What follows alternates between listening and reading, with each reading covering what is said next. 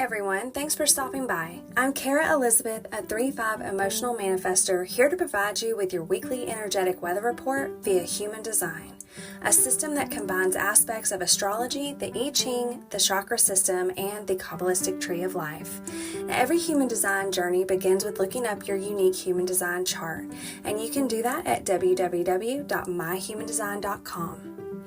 Transits are the specific energies that are present in the universe at any given moment. I go over the sun and earth, the sun being our main experience and the earth being how we're grounding in it. And each transit tends to hang around for about 6 days. Now, my goal is to provide you with a general cosmic heads up on how you can expect to feel, what you can expect to experience, and how to best navigate your week. So if you're ready to go, let's get started.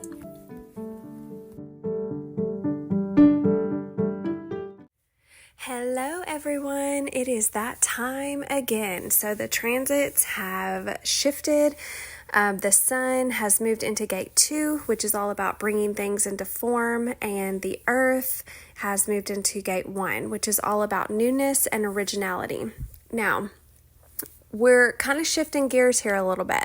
So we've been transiting for a while through the spleen, which is all about fears, intuition, etc. And so we've been dealing with like a lot of kind of shadow worky type of energy, like dealing with fears, overcoming fears, and all of that sort of thing. And so this is like not that anymore. So both of these gates that we're transiting this week, they're both coming out of the G center or the identity center. So also be aware if you normally have that undefined or open, you could have that defined this week. But regardless, the G center gives us direction. And so we can be prepared to each experience a very specific direction that we're being called to go in this week. Okay, so it's a very different energy. So I'm just going to tell you, just go into this week with an open mind and expect the unexpected, okay? Because I feel like saying that because we don't really get to pick the direction we want to go in.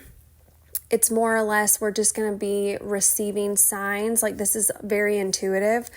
So we're going to be receiving signs from the universe as far as like what direction it's asking us to go in. And with part of this, like the 2, if you have the whole channel, which I believe the other part of that is the 14, you could have a sacral. And so this energy could also be very in the moment for you. So it's like you may get pulled in this direction today. You may get pulled in another direction tomorrow. So just roll with it however it may show up for you, okay? But you're just being asked to go in a direction. And it may not make any sense to you now, but like just as, for example, like I have been called to start getting back in my routine of working out and eating healthy. So it was something that I really enjoyed before I got pregnant with Salem. Obviously, like, got off the wagon with that during my pregnancy. And now it's like I'm being called, it's like so in my face, like I could not get rid of it. As far as like, no, I don't want to work out. No, the universe was like, yes, bitch, you need to work out. It's time. So it was something that could not be ignored. And so I just had to follow it. And so also, working out, eating healthy, that's just kind of like a piece of the bigger picture. So which, that's probably how it's going to show up for you. You may not be able to see the bigger picture yet, but these little directions that you're going to be called to go in this week, they are eventually going to lead you to the big picture. So think of whatever it is that you're called to do this week or whatever direction you're called to go in.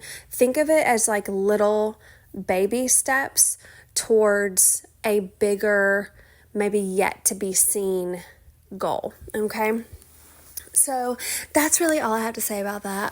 I didn't really mean to get off on that tangent, but I guess I needed to say it. So All right, let's just go ahead. Let's go get into gate 2, bringing things into form. This is going to be our main experience this week, transiting the sun. So let's see what Jenna Zoe has to say about this one. So she says that people with the gift of the number 2, sorry, 12-year-old boy coming out here, have the gift of 2, have a talent for being practical, being organized, and able to turn concepts into reality. Everybody loves being around this energy because these are the people that are great executors. So, and when I say these are the people, I mean you. Like, all of humanity is experiencing this energy this week, whether you have it normally or not. Okay, so then she says, if you come to them with this awesome idea, then you're automatically just going to know what you need to do to pull it off and how to make it look good too. So this is the energy where we are effortlessly seeing how concepts and dreams can be brought to life. So sure, it's wonderful to have an idea, but to make it real, you need to give it form with a structure, with a plan, with a container. This is the 2. This is the gate 2. So everyone is going to be experiencing this gift this week, and so we are all going to have a very unique way of bringing form to concepts that is totally individual to each one of us. So now, how can we best flex in this energy? And she says that it is by saving your gift for your specific niches. I always get confused on how to say that. Niches. Your specific focus, okay, guys? So she says the ideal is to provide structure and form, but only when it's part of your sharing your calling or specific genius. So don't let it permeate into every area of your life. So let's say you're really good at structuring a deal, and you do that for your job. You could apply that to also helping your romantic partner map out a project that they're working on. Just don't let it also make you believe that you need to tell them how to shop for the groceries. But if food and nourishment is your thing, then by all means, help them buy groceries in a better way, and maybe even do it for others and get paid for it.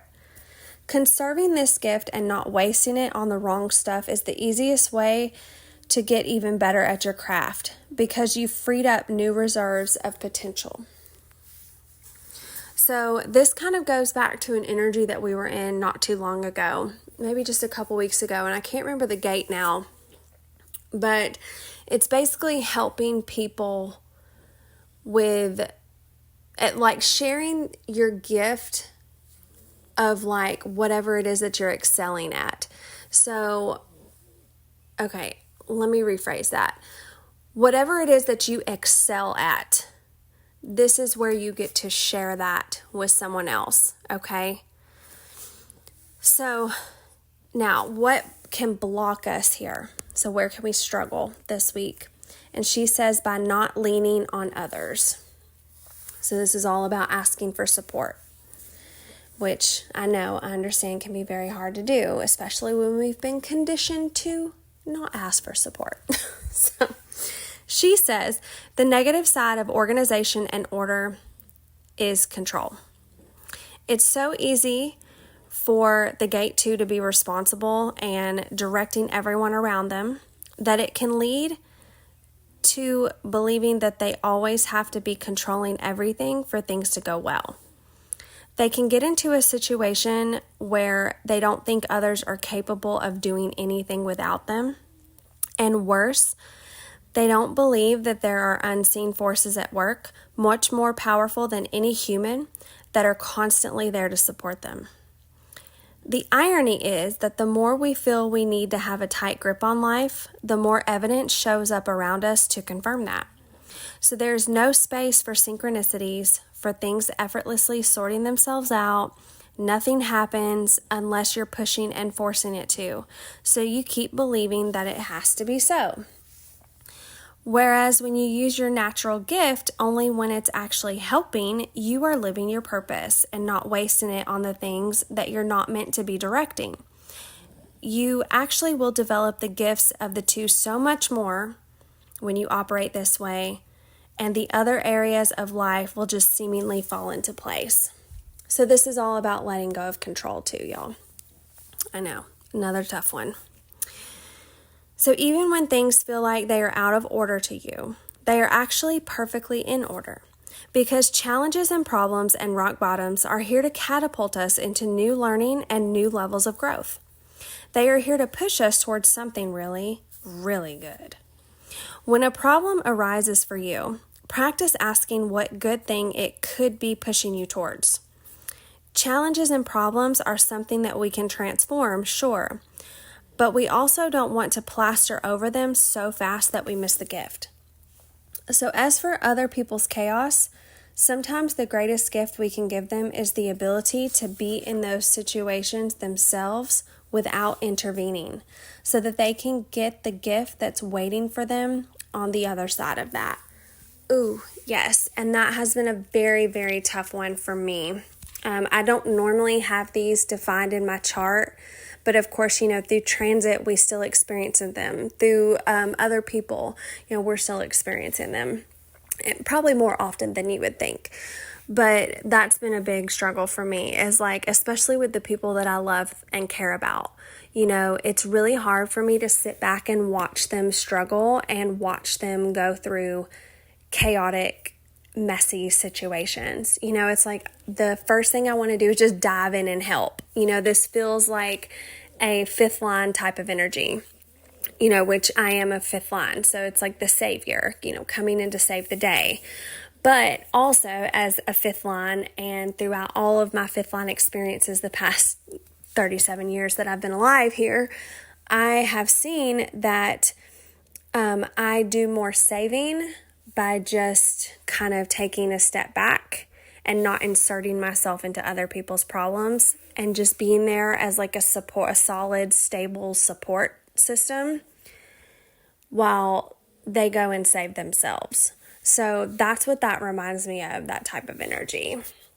So definitely be a team player, ask for support, work with a team, when and if you feel called to do that. And then also don't feel the need to insert yourselves into others' problems. Okay, let them figure it out themselves. All right, moving into the earth. This is where we're grounding, and it's gate 1, which is all about newness and originality. So let's see what Jenna Zoe has to say about this one. So she says, think of the energy of the number 1. It comes before all other numbers, and it doesn't depend on anything to come before it. This is exactly like you, or basically like all of humanity this week. You're a highly individual, independent person who needs to regularly feel like they're coming up with something new or contributing to new things to feel truly alive and happy. But before anything becomes a reality, it has to be conceived of and created. So that's why the gift of this gate 1 is the most creative energy in a chart. This creativity doesn't just mean artistic creativity. It's about bringing down new products, services, new ways of doing things into this earth. We're going to be at our happiest when we feel like we have newness and freshness to focus on. The opposite is also true. So whenever life starts to feel repetitive or mundane, you can start to feel like you have the life and joy sucked right out of you. So for this reason, you can feel prone to melancholy or depression when you're not feeding this thirst for imagining what's next. Okay, so that is 2 very different energies that we can experience this week. So we can feel super happy and joyful because we've got new and fresh things to focus on and also share with others and just talk about. The first thing that comes to my mind is okay, if you're working on a new project, sharing it on social media and you getting joy out of that, about talking about what you're doing and such. So that's one side of this. The other side of this is like feeling that depression and melancholy when you don't feel like you have anything new to focus on, when you feel like it's just same old, like day in and day out, and there's no like fresh newness. So neither one is like worse than the other here. It's just all a part of this energy. So just really pay attention to how you feel this week and where you're at, okay? Because if you end up on the side of melancholy and depression, this is where you just get to go within and try your best to find a way to get creative in that space. So find something else to focus on. Redirect if you can, which I know that's like easier said than done. And I'm sure as we go on, Jenna will probably talk about what we can do in that space, okay? So moving on, how can we best flex this energy? And that is by remembering your individuality. So another key point of transit this week. These are both very individual gates. So they're going to show up in very unique ways in each and every one of us, okay? So society will constantly convince you that it's better to be how the majority of people are. But for you, it's important to notice the unusual things about you and to emphasize them. This will always make you feel more powerful and capable. It's also important that you don't ever feel that you rely on other people, whether that's for your happiness, because for you, it comes from your connection to your creative genius, for security, or for money. That will always make you feel uninspired and trapped and keep you out of your creative potential. So what keeps many people out of their creativity is a fear of being so individual that it would lead to rejection, judgment, or separation from society or their loved ones. But this couldn't be further from the truth, which is that when you share your light, it's a deep form of loving people. The greatest experiment you will ever take is to be your most individual self and discover that it only improves every way you experience.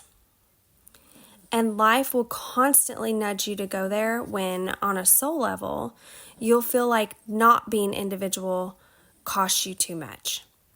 So fulfilling your job in this life requires that you feel like you're on a forefront in some way, coming up with new, fresh ways and ideas.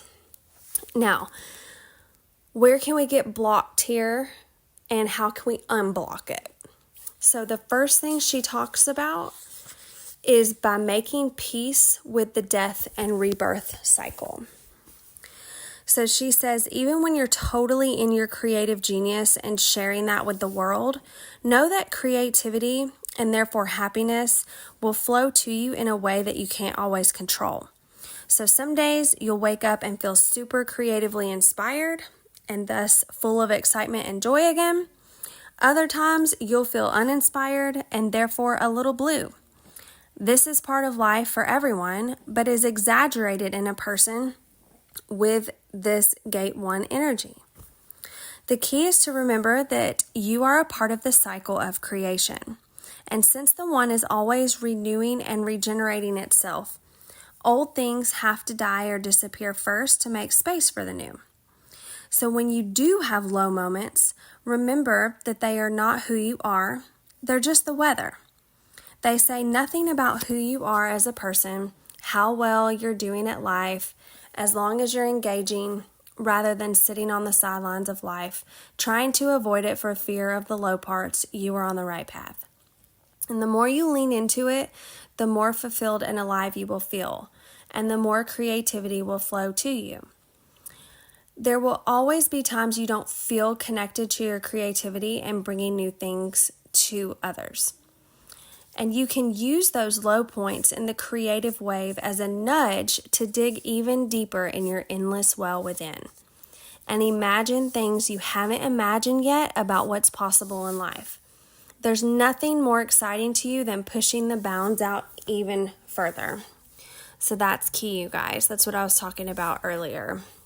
Is like if you're leaning more towards like the low end of this and like in the melancholy, depressed state, use those low points to your advantage is what she's saying here. and use them in the creative wave as a nudge to dig even deeper in your endless well within. I'm going to read it again. Imagine things you haven't imagined yet about what's possible in life.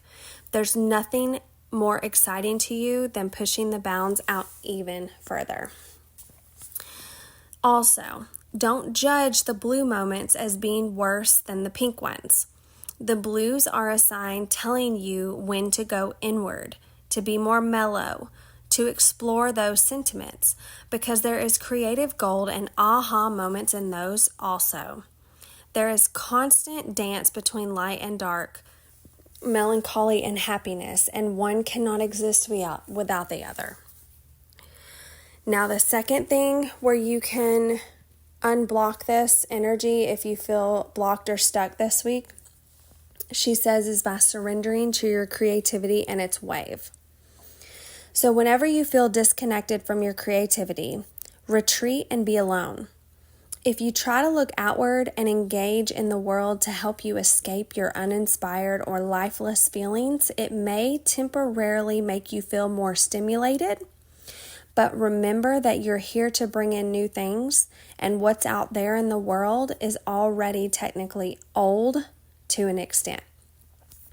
So true inspiration, genius, and aliveness will come from being with yourself. Whether you're part of a team or self-employed, you need to have ample time working and creating by yourself. The same goes in relationships. You need your alone time because that's what strengthens your connection to self with its own thoughts and ideas. So, moving out of the energy from last week, which is all about going within, removing any and all distractions. This is a very similar energy here if we get stuck this week. And that is just by removing any and all distractions, continuing on with that energy, and being alone with yourself and resetting that way. So there you have it. That is your energy transit for this coming week for the next 6 days. So good luck. May the force be with you. And also, if you don't know, you're about to know, I have created a Patreon, which memberships start from $2.22 a month. And that is where if you would like to support me further, you can become a member over there, join me over there. It's also a space where I'm creating content that I'm not posting publicly anywhere else. So it is for paid members only. And you can find it all over there. All the links are going to be in the details section. And also, please like and subscribe.